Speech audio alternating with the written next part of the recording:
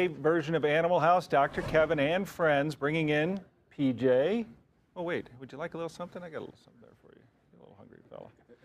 And some other beautiful parrots this morning, including a big one you have, Kevin, on your arm. Who's this? This is Goober, who's 25, and he's a hyacinth. He's very big. Yeah, they're beautiful. These are so intelligent, these animals. They can live a long time, and they can get bored. So if you're going to take a parrot, you really need the time for them. They're not for everybody. Chrissy has a couple there we're looking at. The gray one is who? Rufus. And what kind of? He's an African gray. African gray. He's an African gray. And then that very colorful one next to you is named? Bonito. Bonito. What kind is Bonito? A green-winged macaw. Green-winged macaw. Yeah. How old's he? About 18. 18 years old. Well, they are just sensational. I mean, they're showstoppers. You always think of a parrot as this beautiful colored bird. Okay, who's on Julie there? Who's that? Take this guy. Coco. Yellow-necked danza. Yellow-necked danza. Well, they are amazing.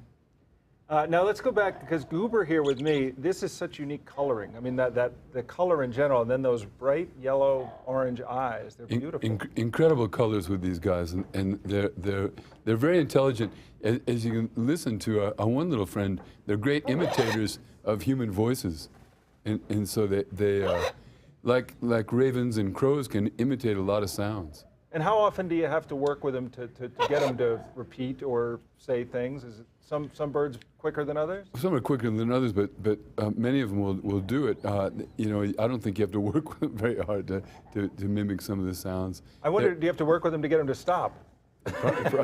Probably. Once they get going.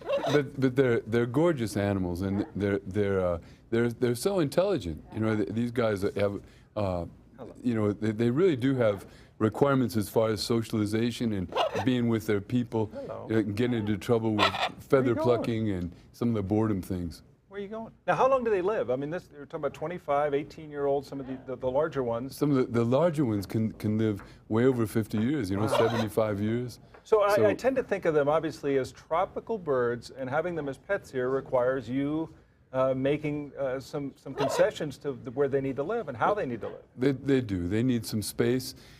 They need a lot of stimulation, mental stimulation, so they don't get bored or end up with bad behaviors, and so they can learn good behaviors, but they sure can learn bad ones too. And I also think of them as messy. Is that a true thing, or is that something you have to manage? Well, I think you get used to it. Right. I think you get used to it, but you do have to. They do require a lot of cleaning and a lot of care. So you're wondering if who still buys the newspaper? People who own birds, right? That's right. I'm just kidding, Denver Post. Just kidding. So how do you go about getting a bird? And I would imagine if you're buying a bird from a reputable place, they want to make sure you're capable of having a bird. Well, they do. We're lucky, and we've got the nice people from Julie from the Galen Foundation right there, and she's been doing it for 23 years. Last year they placed 200 birds. And right now they're down.